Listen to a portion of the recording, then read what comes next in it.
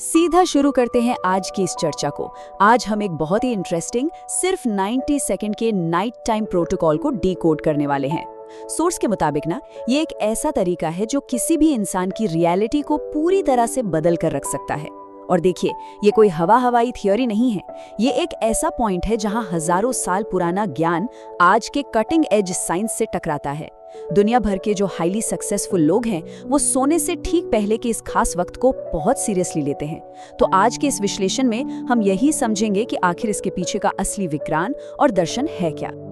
अब एक बहुत ही जेन्युइन सवाल जो अक्सर उठता है। हम सबने देखा है कि लोग पूरी सच्चाई और साफ नियत के साथ दिन रात एक कर देते हैं, है ना? लेकिन फिर भी अपने गोल्स तक पहुंचने से बार बार चूक जाते हैं। ऐसा लगता है जैसे किस्मत ही खराब है। और तब मन में ये ख्याल आता है कि क्या सच में यूनिवर्स हमें इग्नोर कर रहा है?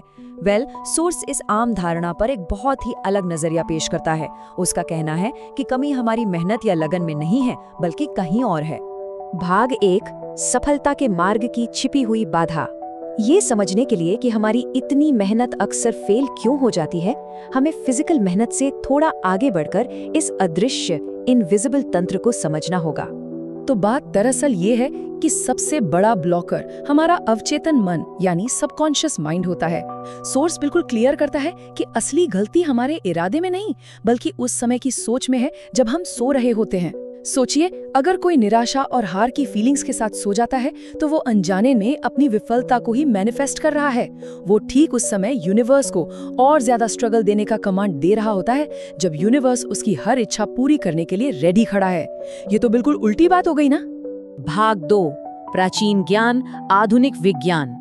अब देखिए ये कॉन्सेप्ट कैसे डेवलप होता है, क्योंकि सोर्स ने बहुत ही शानदार तरीके से इजिप्ट और ग्रीस के प्राचीन नाइट रिचुअल्स का जिक्र करते हुए भारत के हजारों साल पुराने ग्रंथों को आज की मॉडर्न साइंटिफिक थ्योरीज के साथ जोड़ दिया है। ये तुलना सच में माइंड ब्लोइंग है।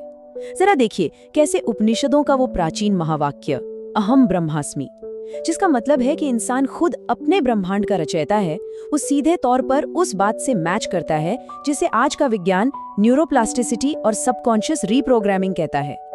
बिल्कुल वैसे ही विज्ञान भैरव तंत्र में जिस शिव के तीसरे नेत्र का जिक्र है, वो कोई फिजिकल आंख नहीं है, बल्कि वो अवचेतन मन के पूरी तरह से एक्टिवेट होने का सिंबल है। और जिसे पहले मंत्र विज्ञान कहा जाता था, आज वही क्वांटम फिजिक्स और एपिजेनेटिक्स के रूप में दुनिया के सामने आ रहा है। कमाल की बात है ना। इसी पॉइंट पर सोर्स इस बात पर बहुत जोर देता है कि क्वांटम भौतिकी और निकोला टेस्ला जैसे महान विजनरीज दोनों एक ही बात कहते हैं कि अगर ब्रह्मांड के राज खोलने हैं तो ऊर्जा, फ्रीक्वेंसी और वाइब्रेशन के टर्म्स में सोचिए। हमारी रियलिटी सिर्फ ये सॉलिड चीजें नहीं है जो हमें दिखती हैं, ये पूरी तरह से एनर्जी और वाइब्रेशन पर टिकी है।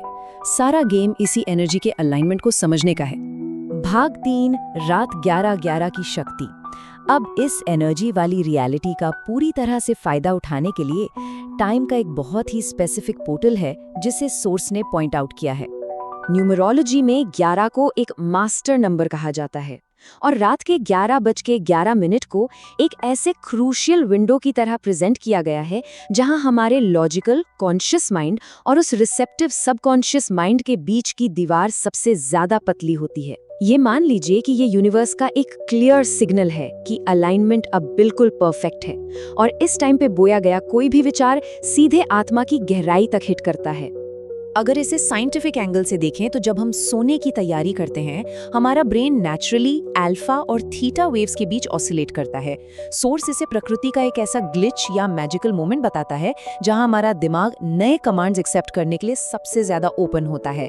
इस मोमेंट में किया गया कोई भी विचार सीधे किसी कॉस्मिक कंप्यूटर में टाइप किए गए कमांड की तरह काम करता है।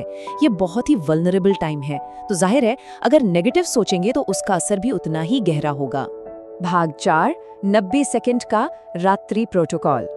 दिमाग की इसी गहरी और वल्नरेबल स्टेट को समझते हुए इस कॉस्मिक अपॉर्चुनिटी का पूरा फायदा उठाने के लिए एक बहुत ही स्पेसिफिक 90 सेकंड का तरीका बताया गया है। इसका फिजिकल एग्जीक्यूशन बहुत ही क्लियर है। रात के 11:11 बजते ही सब कुछ पॉज कर देना है, फोन साइड में रख देना है, अपनी रीढ़ की हड्डी को बिल्कुल सीधा करके बैठना है। फिर योग शास्त्रों के अनुसार अपने भागते हुए दिमाग को शांत करने के लिए 3 गहरी सांसें लेनी है। योग में कहा गया है ना कि जब तक सांसें चलती हैं मन चंचल रहता है। तो पहली सांस के साथ यूनिवर्स की एनर्जी को अंदर आने दीजिए, दूसरी के साथ दिमाग को पूरी तरह से खाली कीजिए और तीसरी सांस के साथ एकदम रिलैक्स हो जाइए। उसके बाद हमें इसकी रेपिटेशन वाले फेज में जाना है और वो कोर फ्रेज है, मैं वैसा ही बनता हूँ जैसा मैं सोचता हूँ। ये विचार उपनिषदों के यद भावम तद भवति कॉन्सेप्ट से आया है। इस पावरफुल लाइन को पूरे फोकस के साथ 11 बार दोहराना है। सोर्स क्लियरली कहता है कि ऐसा करना यूनिवर्स को चैलेंज करना नहीं है, बल्कि अपनी खुद की पावर को पूरी तरह से एक्सेप्ट करना है। ये मान लेना है कि हमारी रियलिटी हमारी अपनी सोच का ही फाइनल रिफ्लेक्शन है। लेकिन हाँ, यहाँ पर सोर्स एक बहुत ही सख्त चेतावनी भी देता है। सिर्फ तोते की तरह शब्दों को रटने से कुछ नहीं होगा, ये बिल्कुल यूजलेस है। असली सीक्रेट उन शब्दों की सच्चाई को फील करने में है। ब्रह्मांड सिर्फ और सिर्फ इमोशंस की भाषा समझता है, इसलिए इस वाइब्रेशन को बॉडी के हर एक सेल में महसूस करना है, बिल्कुल ऐसे जैसे कि जो गोल पाना है वो ऑलरेडी मिल चुका है। बस यही मैनिफेस्टेशन की असली चाबी है। भाग 5, 21 दिन का परिवर्तन। चलिए अब बात करते हैं कमिटमेंट की, क्योंकि देखिए ये कोई एक रात का मैजिक ट्रिक नहीं है, बल्कि ये हमारे ब्रेन की पूरी तरह से एक नई साइंटिफिक रीवायरिंग है। आयुर्वेद और मॉडर्न न्यूरोसाइंस दोनों का रेफरेंस देते हुए सोर्स कहता है कि इस प्रोटोकॉल को लगातार 21 दिनों तक दोहराना ही होगा। हमारे दिमाग की पुरानी हार्ड ड्राइव को पूरी तरह फॉर्मेट करने और नए न्यूरल पाथवे बनाने के लिए एग्जैक्टली इतना ही टाइम चाहिए होता है। शुरुआत के कुछ दिनों में शायद नींद आए या ऐसे करना भूल जाए, लेकिन बिना कोई दिन स्किप किए 21 दिन पूरे करना ही असल गेम है। सोर्स ये दावा करता है कि डॉक्टर जो डिस्पेंजा और ब्रूस लिप्टन जैसे रिसर्चर्स ने एपिजेनेटिक्स के थ्रू ये प्रूव कर दिया है कि लगातार एक जैसी इमोशनल सोच रखने से हमारी बायोलॉजी सच में बदल सकती है। और जब ये अंदरूनी बदलाव होता है ना, तो बाहर की चीजें अपने आप अलाइन होने लगती हैं। रोजमर्रा के फैसले बदलने लगते हैं, टॉक्सिक सिचुएशंस और लोग लाइफ से दूर होने लगते हैं और नई वेल्थ और बेहतरीन अपॉर्चुनिटीज खुद ब खुद अट्रैक्ट होने लगती हैं। अल्टीमेटली ये पूरा एनालिसिस हमारे सामने एक बहुत ही क्लियर चॉइस रखता है। सोर्स इसके लिए कुरुक्षेत्र के अर्जुन का बहुत ही बेहतरीन मेटाफर यूज करता है। हम या तो किस्मत खराब होने का रोना रो सकते हैं, बाहरी ताकतों को दोष देने के उसी पुराने लूप में फंसे रह सकते हैं, या फिर इस नॉलेज का यूज करके अपनी रियलिटी को खुद लिखने की पूरी जिम्मेदारी ले सकते हैं। और ये हमें एक बहुत ही प्रोफाउंड रियलाइजेशन पर लाके छोड़ देता है। एक बार जब माइंड का ये मैकेनिज्म हमारे सामने आ गया, तो फिर उसी पुरानी जगह पर स्टक रहना अब किस्मत की बात नहीं रही, बल्कि ये हमारा अपना डिसीजन बन जाता है। इस ज्ञान के सामने आने के बाद क्या हम वही ब्लेम गेम खेलेंगे या फिर आज रात से अपनी नई रियलिटी खुद लिखेंगे? सोचने वाली बात है। आज रात 11:11 पर आपका डिसीजन क्या होगा?